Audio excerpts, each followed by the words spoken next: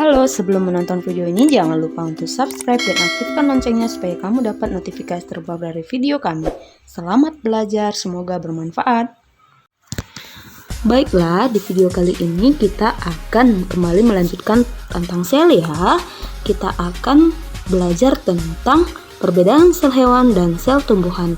Namun sebelumnya saya juga sudah berbagi kepada kalian bagaimana struktur sel dan fungsinya. Nah, kalian boleh cek di deskripsi, ada linknya ya, video tentang struktur sel dan fungsinya ataupun organel-organel sel. Nah, mungkin ini lanjutannya ada dinding sel ya.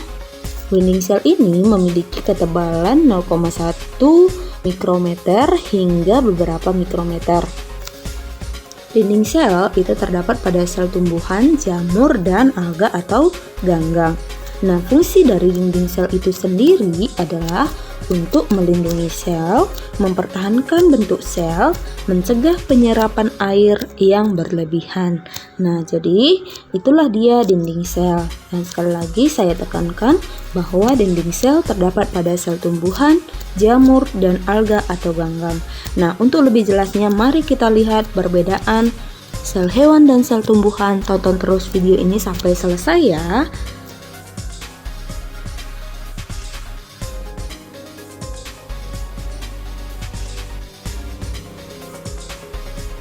Sel hewan dan sel tumbuhan merupakan sel eukariotik ya. Sebelumnya juga sudah kita pelajari perbedaan sel eukariotik dan prokariotik. Kalian juga bisa cek linknya di deskripsi, ada saya cantumkan. Nah, tetapi sel hewan dan sel tumbuhan ini memiliki perbedaan struktur maupun fungsinya. Nah, umumnya sel tumbuhan itu berukuran lebih besar dari 10 sampai 100 mikrometer dibandingkan dengan sel hewan 10 sampai 30 mikrometer. Nah, dalam ilmu ekologi, sel tumbuhan ini berperan sebagai produsen yang mampu membuat makanannya sendiri, sedangkan hewan berperan sebagai konsumen atau pemakan. Nah, perbedaan peranan tersebut terjadi karena sel tumbuhan memiliki organel sel yang tidak dimiliki oleh sel hewan. Begitupun sebaliknya. Jadi, dapat kita perhatikan sama-sama bahwa perbedaan sel tumbuhan dan sel hewan ada pada tabel berikut ini. Nah, bagian dinding sel itu pada sel hewan tidak ada, sedangkan pada sel tumbuhan ada, tapi dia bersifat kaku. Nah, kemudian ada vakuola, pada sel hewan dia ada tetapi berukuran kecil. Nah, sedangkan pada tumbuhan dia ada berukuran besar. Selanjutnya bagian dan organel sel plastida. Plastida itu pada sel hewan tidak ada, sedangkan pada sel tumbuhan itu ada, yaitu leukoplas, kromoplas, dan kloroplas. Yang keempat, bagian dan organel sel sentriol di dalam sentrosom. Pada sel hewan itu ada, tetapi pada sel tumbuhan itu tidak ada. Nah, jadi sudah jelas ya perbedaan antara sel hewan dan sel tumbuhan. Saya mau menyampaikan sekali lagi, ciri sel hewan itu tidak memiliki dinding sel dan plastida, vakuolanya jumlahnya sedikit dan berukuran kecil dan memiliki sentriol. Sedangkan ciri sel tumbuhan itu memiliki dinding sel dan plastida, vakuola jumlahnya banyak dan berukuran besar, tidak memiliki sentriol.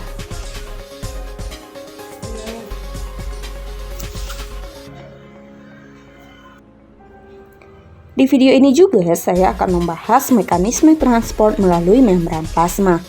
Nah, interaksi sel baik dengan sel lainnya itu sangat dibutuhkan untuk mempertahankan kelangsungan hidup sel tersebut. Interaksi sel biasanya dilakukan dengan cara transport melalui membran plasma. Nah, transport zat melalui membran plasma dapat dibedakan menjadi dua jenis, yaitu transport pasif dan transport aktif. Yang pertama, transport pasif. Transport pasif ini merupakan transportasi sel yang dilakukan melalui membran tanpa membutuhkan energi. Ingat ya, transport pasif tanpa membutuhkan energi. Nah, transport pasif ini bisa terjadi karena adanya perbedaan konsentrasi antara zat yang berada di dalam sel dengan zat yang berada di luar sel. Nah, transport pasif ini meliputi difusi. Difusi ini adalah proses pergerakan partikel, molekul, ion, gas, dan cairan dari konsentrasi tinggi ke konsentrasi yang rendah hingga tercapai suatu keseimbangan. Nah, difusi yang dilakukan oleh sel hidup contohnya adalah peristiwa masuknya O2 dan keluarnya CO2 pada respirasi sel ataupun pada saat kita bernafas mengeluarkan CO2 dan menghirup O2. Nah, itu adalah difusi.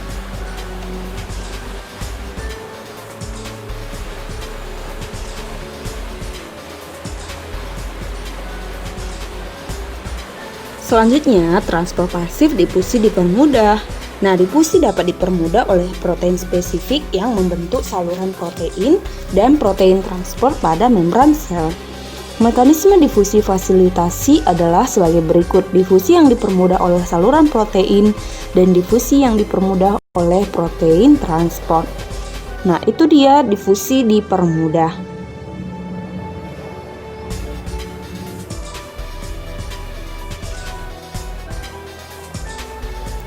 Transport pasif difusi yang dipermudah oleh saluran protein.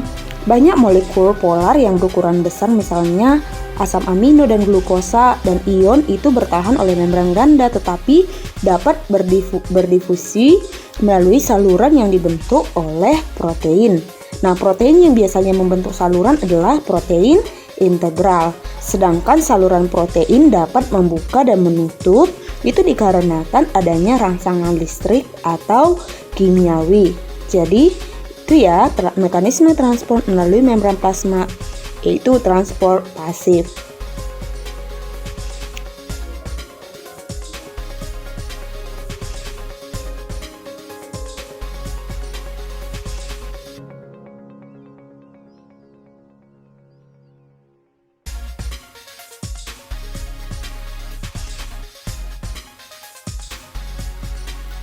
Selanjutnya, osmosis. Osmosis adalah proses bergeraknya molekul pelarut atau air dari larutan dengan konsentrasi rendah atau hipotonik ke larutan dengan konsentrasi yang lebih tinggi atau hipertonik melewati selaput selektif permeabel.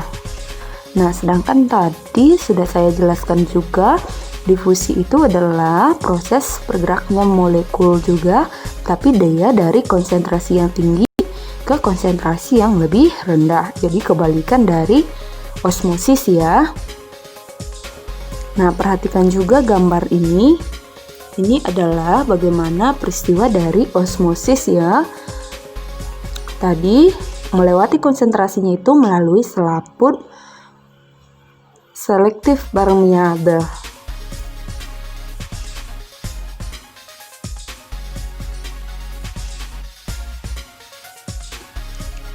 Kemudian transport pasif itu ada dua larutannya, larutan hipotonik dan hipertonik ya.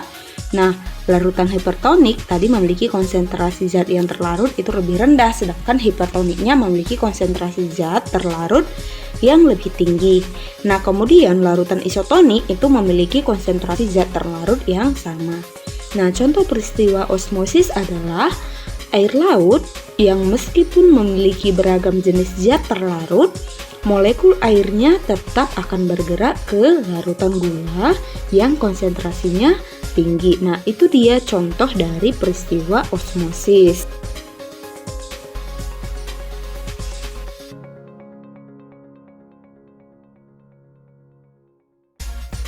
Selanjutnya kita bahas transport aktif. Transport aktif adalah transport charge melalui membran yang melawan gradien konsentrasi dari konsentrasi rendah ke konsentrasi yang lebih tinggi, sehingga memerlukan energi. Energi yang diperlukan itu berupa ATP atau adenosin trifosfat. Nah, transport aktif ini meliputi pompa ion, kontransport, dan endositosis dan eksositosis. Yang pertama, pompa ion. Pompa ion adalah transport ion melalui membran dengan cara melakukan penukaran ion dari dalam sel dengan ion dari luar sel. Nah, transport ini dilakukan oleh protein transport yang tertanam pada membran plasma menggunakan sumber energi berupa ATP. Nah, ATP ini akan mentransfer gugus fosfat ke protein transport sehingga terjadi perubahan konformasi pada protein transport. Nah, yang kedua itu ada endositosis dan eksositosis.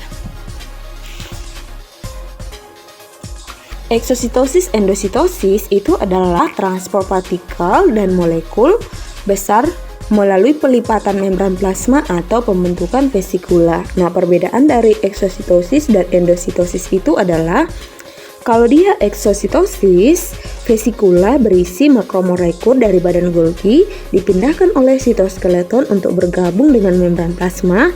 Kemudian vesikula itu akan menampakkan isinya keluar. Sedangkan endositosis itu makromolekul itu tadi dikelilingi oleh membran plasma yang akan melipat membentuk vesikula, kemudian vesikula tersebut masuk ke dalam sel. Nah, jadi kebalikannya ya, endositosis dan eksositosis. Nah, kemudian ada kontrasport. Kontrasport itu merupakan transport aktif dari zat tertentu yang dapat menginisiasi transport zat terlalu lainnya. Nah, kontrasport ini dilakukan oleh dua protein transport dengan energi berupa ATP. Contoh dari kontrasport yaitu pompa proton yang menggerakkan transport sukrosa pada tumbuhan. Nah, jadi sekali lagi saya ulangi bahwa transport aktif itu meliputi 3, yaitu yang pertama pompa ion, yang kedua kontrasport, dan ketiga adalah eksositosis dan endositosis.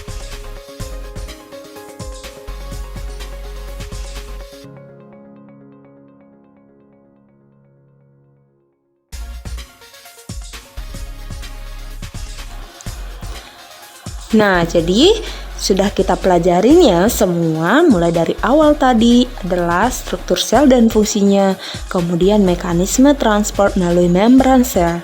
Nah, tetapi sebelumnya saya mau mengingatkan kembali bahwa di video pertama itu saya sudah menjelaskan kepada kalian pengertian sel, kemudian perbedaan sel prokariotik dan eukariotik. Kalian bisa cek linknya di deskripsi yang ada di bawah ya.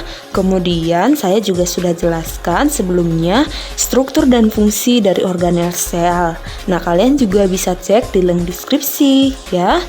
Di deskripsi sudah cantumkan juga linknya. Oke, jadi selamat belajar dan semoga video ini bermanfaat untuk kalian. Terima kasih sudah belajar di channel saya. Sampai jumpa di video-video selanjutnya ya. Jangan lupa untuk dukung terus channel ini dengan klik subscribe. Dan jangan lupa juga untuk like dan juga share. Jika ada pertanyaan silahkan tuliskan di kolom komentar. Nanti saya akan bantu untuk menjawab. Terima kasih, sampai jumpa di video selanjutnya. Dah.